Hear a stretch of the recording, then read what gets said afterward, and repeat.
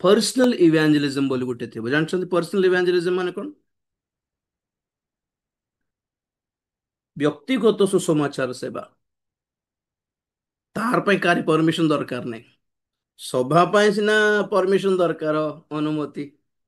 ନା ଏଠି ସଭା କରିହବନି ତ କଣ କରିବାର ଘରେ ଘରେ ଯାଇକି କହିହେବ ତ ଘରେ ଘରେ ବି କାହାର ଘରେ କହିବାର ଯେଉଁମାନଙ୍କର ହାଲତ ଖରାପ ଯେଉଁମାନଙ୍କର ଚେଷ୍ଟା ପଇସା ଖର୍ଚ୍ଚ ଆଉ ପୂଜା ପାଠ ସବୁ ବେକାର ଗଲା ବୋଲି ହତାଶ ହେଇଛନ୍ତି ସେମାନଙ୍କୁ ପରିଚୟ କରାଇ ହେବ ହଁ କି ନାଇଁ ଏତେ ଔଷଧ ଖାଉଛି ଆଜ୍ଞା ଏତେ ଡକ୍ଟର ପାଖକୁ ଯାଉଛି ଆଜ୍ଞା କିଛି ହେଉନି ଆଜ୍ଞା କିଛି ହେଉନି ବୋଲାରୁ ଆମେ ଦେଶୀ ଔଷଧ କେତେ ଜଣ ଧର କହନ୍ତି ନାଇଁ କି ଆମର ଗାଁରେ ବଢିଆ ଦିଅନ୍ତି ଆଜ୍ଞା ସେମିତି ନାଇଁ ନାଇଁ ମୁଁ ଆୟୁର୍ବେଦିକ ବି ଖାଇଲିନି ଏଇଟା କହିଲ ଜଣକୁ ନାଇଁ ହୋମିଓ ହେଲେ ବଢିଆ କାମ ଦେବ ଯଦି ଅଲଗାଟା ସେ କାମ କରୁନି ମାନେ ଯୋଉଟା କାମ କରୁଛି ଆପଣଙ୍କ ଏକ୍ସପିରିଏନ୍ସ ରେ କହିହେବ କି ନାଇଁ ଆଜ୍ଞା କୋଉ ଜାଗାରୁ ଡକ୍ଟର ବଢିଆ ଦିଅନ୍ତି ଆଜ୍ଞା ବୋଲି ସେମିତି ଲୋକମାନେ ଆପଣ ଆପଣ ଚେଷ୍ଟା ଆପଣ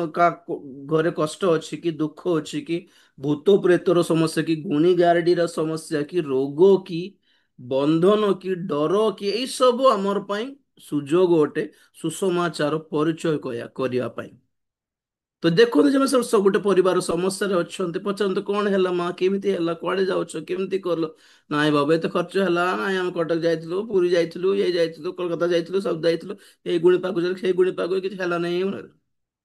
ଓହୋ ଆପଣ ସହାନୁଭୂତି ଟିକେ ଦେଖାନ୍ତୁ ତାପରେ ପରିଚୟ କରନ୍ତୁ ହଉ ଠିକ ଅଛି ମୁଁ ଉଁ ଗୋଟେ ଅପସନ କହିବି ଶୁଣିବ କି କଣ ନାଇଁ ବାବା ଆଉ ଖର୍ଚ୍ଚ ଫର୍ଚ୍ଚ ପାରିବୁନି ନା ନା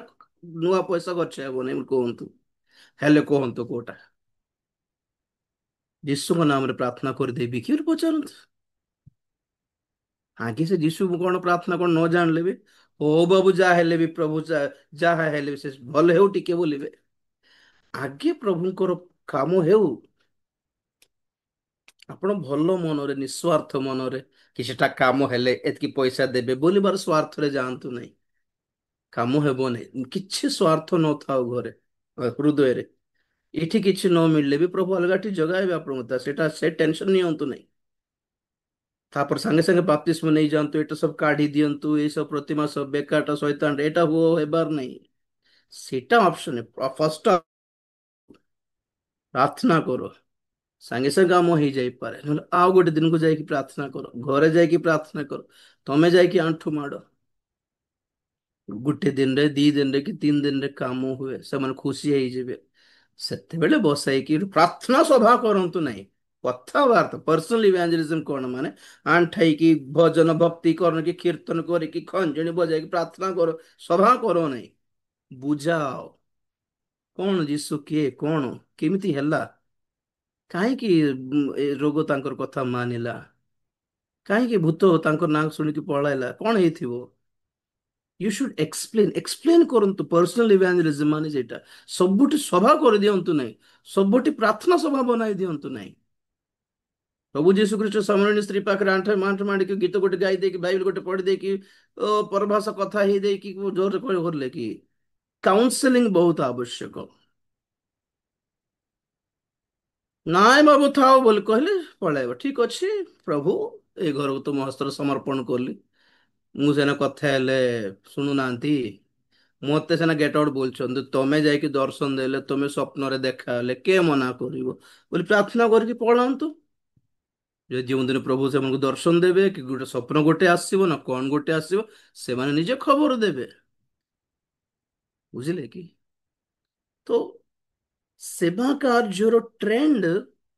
ଚେଞ୍ଜ କରିବାର ଅଛି ବର୍ତ୍ତମାନ ଆମର ସେବକ ପାଳକ ପ୍ରଚାରକ ବାଇବେଲ କଲେଜର ଷ୍ଟୁଡେଣ୍ଟସ୍ ମାନେ ଆଗ ଭଳି ନାହିଁ ଏବେ ଇଣ୍ଡିଆରେ ଚେଞ୍ଜ ହେଇଗଲା ନା ନା ବ୍ରିଟେନ ଏବେ ଇଣ୍ଡିଆରେ ଖ୍ରୀଷ୍ଟିୟନ ର ସପୋର୍ଟ ଅଛି ନା ଆମେରିକା ଏବେ इंडियन क्रिश्चियंस ର सपोर्ट ଅଛି अपने दम पर हैं आज के इंडिया के क्रिश्चियंस लोग ଆମେ ନିଜର ଦମରେ ଅଛନ୍ତି ନିଜ ସତ୍ୟରେ ବିଶ୍ୱାସ ଧରି ରଖ ଶେଷ ପର୍ଯ୍ୟନ୍ତ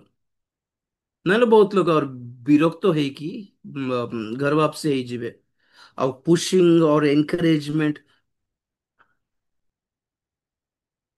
କ୍ୱେଶ୍ଚନ ତାଡ଼ନାକାରୀ ମାନେ କାହାକୁ ବି ଡରିବେ ନାହିଁ ଆଉ। ତେଣୁକରି ଆପଣଙ୍କର ଇଚ୍ଛା, ହଁ?